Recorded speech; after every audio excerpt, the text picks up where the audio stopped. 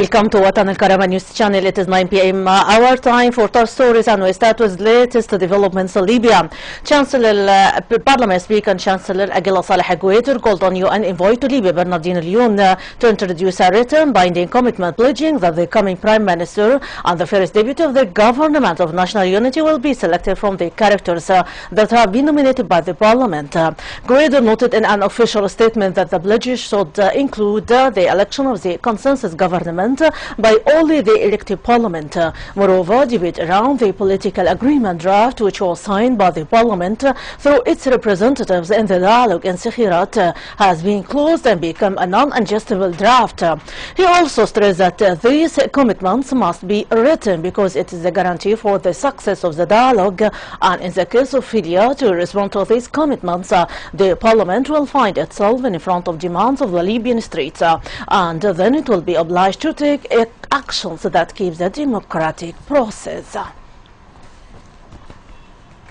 The Parliament discussed the four options presented by the Roadmap Commission. Deputy of the Parliament's decision maker Sabah Tarhouni said that the choices, including informing the United Nations of the Parliament's readiness to form a national unity government with participation of the parties that have signed the draft, or holding indirect presidential elections and extending the mandate of the Parliament until the completion of preparation for draft constitution and referendum, or making indirect presidential elections and announcing the end of work of the Parliament and giving powers to the elected President to issue the necessary legislations, while the fourth option is to declare a state of emergency in the country and form a military council in order to manage the affairs of the country.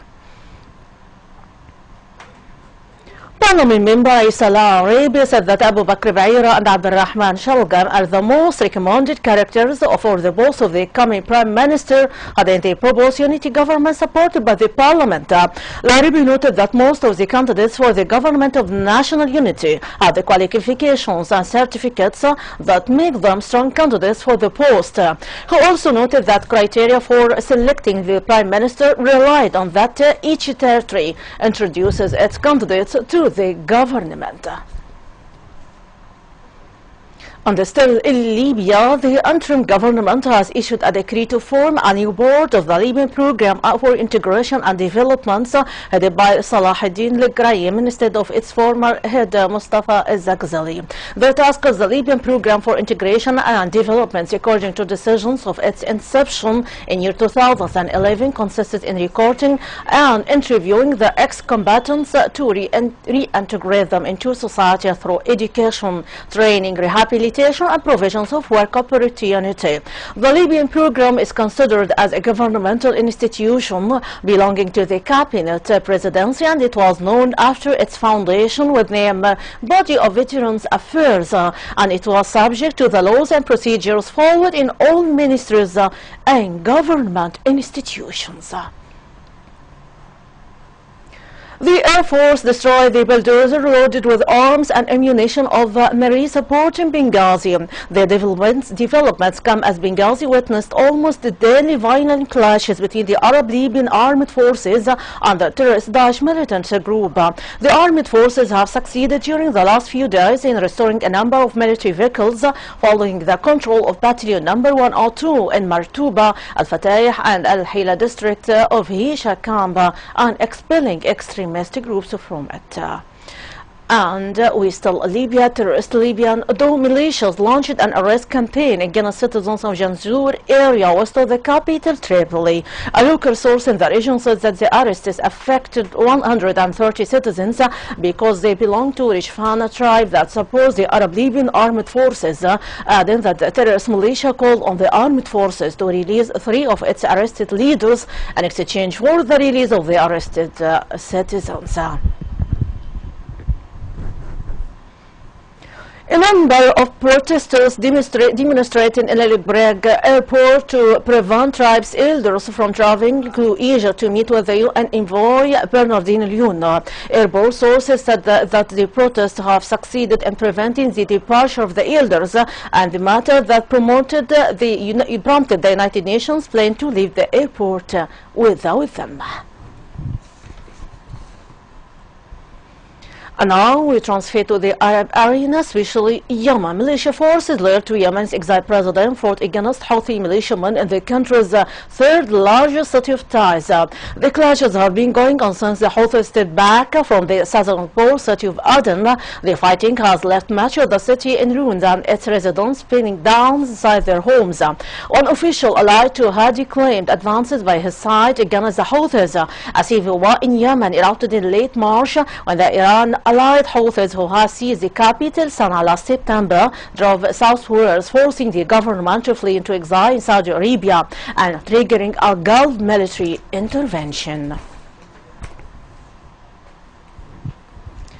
A coalition led by the United States conducted airstrikes against terrorist Daesh operating per staging area located in a stadium near Ramadi in Iraq. The stadium was a key terrorist Daesh command and supply hub in the region and a central node for leather aid funneled down the Euphrates River Valley. Extremist Daesh militants also used the stadium as the base of operations to control fighters across the Ramadi region and to store large amounts of homemade explosives, weapons and ammunition, as well as vehicle-borne impoverished explosive devices.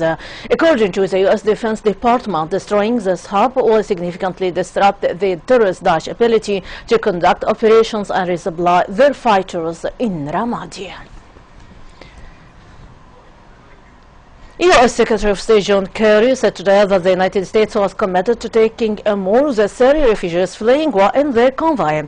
Kerry spoke to reporters after meeting with lawmakers on Capitol Hill, including one that addressed the migrant crisis in Europe. He added to elaborate on how many would be accepted or when. The State Department has said since the start of the civil war in Syria, the United States has taken in about 1,500 refugees, or 300 more expected to clear by October. European nations have taken in waves of migrants fleeing violence, notably Germany, which allowed some 20,000 people in over the weekend and is preparing for 800,000 this year. Some U.S. lawmakers are pressing the administration to do more to address the crisis. European Commission President Jean-Claude Juncker urged today that the main political parties in Greece to back the country's third ballot and carry out long delay reform regardless of who wins election schedules for this month. His message in his first State of the Union addresses to the European Parliament in Strasbourg today came as opinion polls show no clear winner on the September 20 elections, or the leftist Syriza's party tied to conservative New Democracy. The EU chief said that the new Greek government must respect the ballot agreement struck with the Eurozone, or the EU's result to keep the Greece in the single currency bloc could change.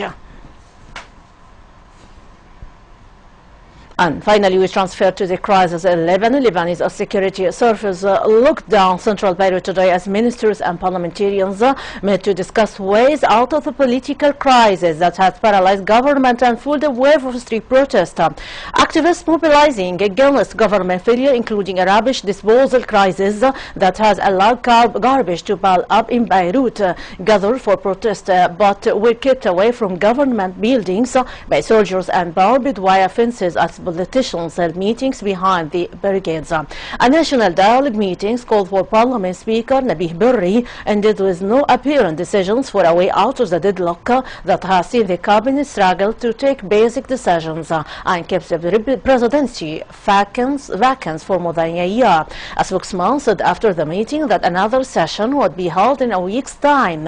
Prime Minister Tamam Salam said that the garbage is putting pressure on the people and stirring the people's anger. We share the anger. We cannot reach a cure. Salam has expressed frustration at the failings of his cabinet, which has yet to resolve the garbage problem.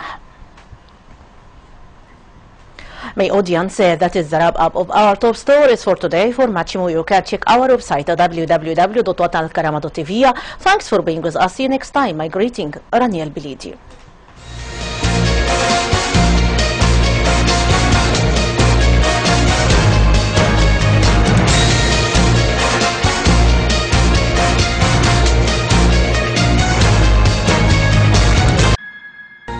التالي النشرة الرئيسية.